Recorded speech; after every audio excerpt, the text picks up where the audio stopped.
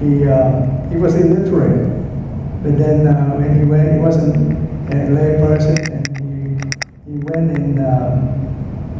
into a retreat because his wife prompted him. Like they did a lot of merit making, like, and then his wife asked about what should we pay for the show that we called for to do this at our festival, and he got mad that he had kept it inside till the evening, and his wife prompted him, then you were in hell and you didn't get any merit. So from that point, he said, I need to clean up my mind. So he went in and he learned this technique accidentally by someone showing him. So during his retreat, in 3 days, he was enlightened from an illiterate person.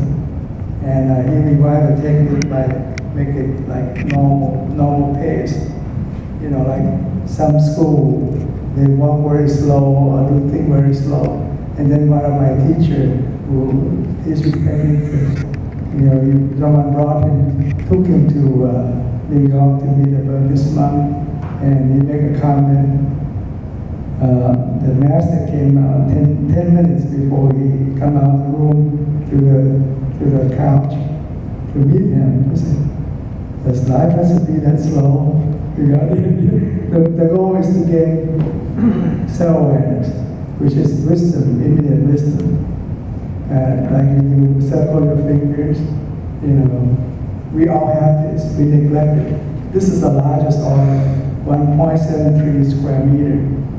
Your eye is very small, 1 inch, but you can see miles away. Like you ride on the freeway, you can see 2 miles away if you have a good eyesight.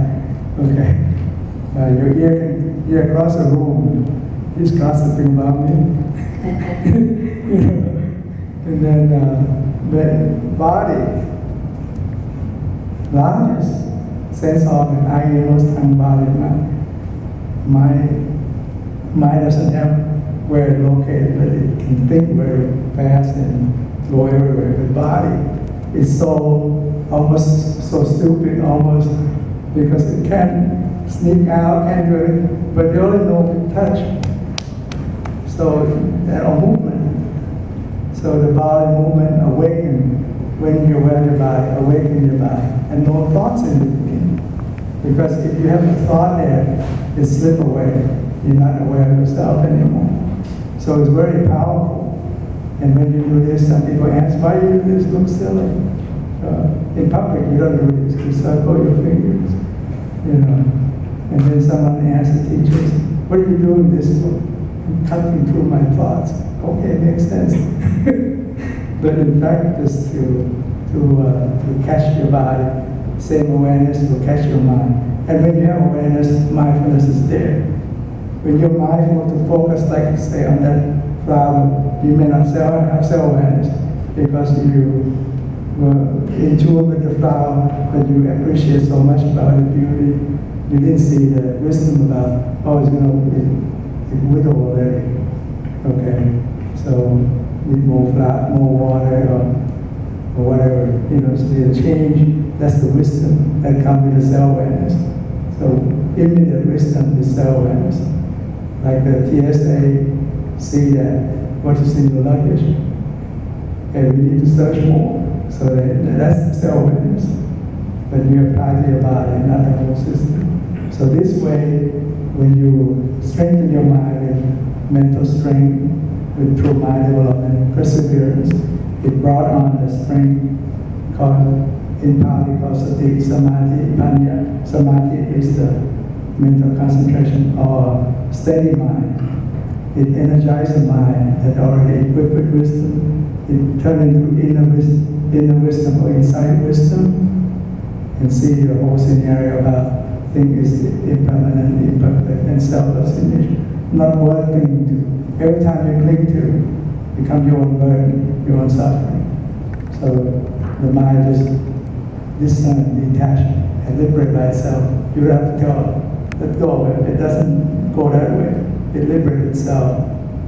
That's why enlightenment comes in a flash. No matter slow school or fast school, when your wisdom arrives, it just kills it. Maybe you see your thought, how come it disappeared? Where is it? Because it's gone because you caught up with it. Like they're taught in military school. The best weapon to fight against nuclear weapon is not a nuclear weapon, which doesn't make sense. That's why we have the nuclear race and so many nukes. But in the mind, we talk about body and mind. Mind has body is a form, and we talk about the body with sight, sound, smell, taste, touch. And then the mind has consciousness, which is formless, but it leaves a trace behind, like feeling, perception, thought formation. The thought formation is your thought.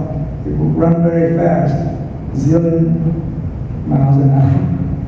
But feeling is so slow. You have to sense it. But perception is as quick. It can get caught up with it very fast when you train it. And pure perception is mindfulness and self-awareness. You're caught up and catch this thought that's being formed. That's why, like when your thought popped up, someone got sick, you mentioned 3 or 4 times a day. Maybe the 5th time you may catch it. It disappeared, and just a thought. I'm going to go home anyway, Does it make sense? Yeah, that's why it's very powerful. It looks so mundane, it looks silly.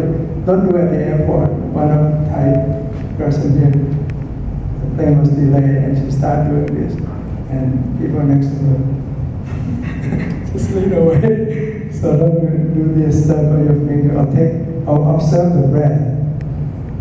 When you observe the breath, basically you observe the movement of the breath without moving your body.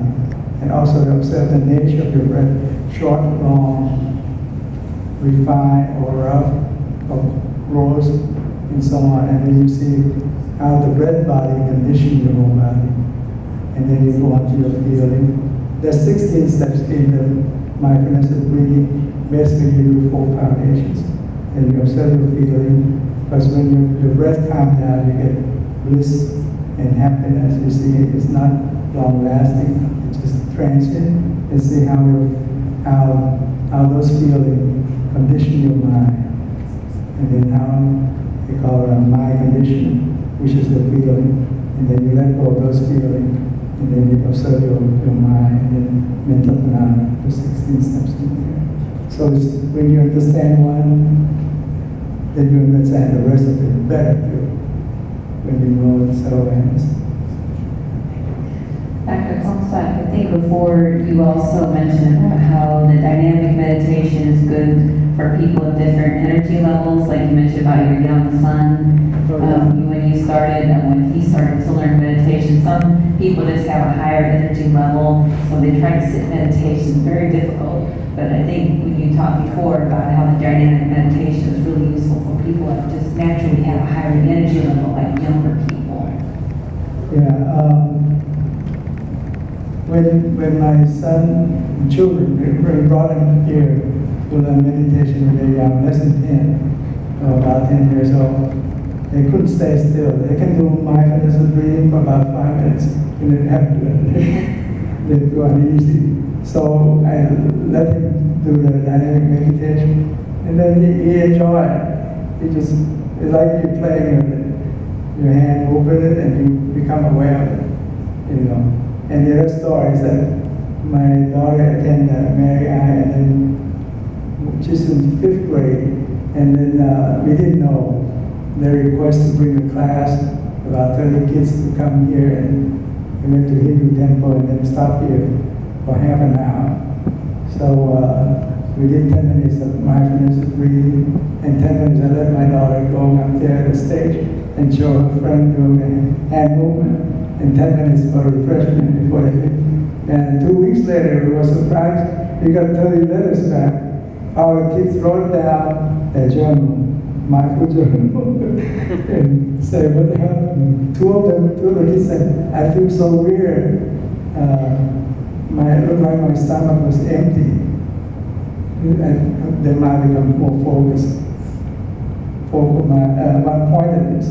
They describe it in a certain way. And one of them said, my mind disappeared. Very powerful. And the other kid said, and now I showed my parents how to do hand movement. And I remember that now, how to do it, how to be aware of it myself. So kids learn very fast and very pure mind.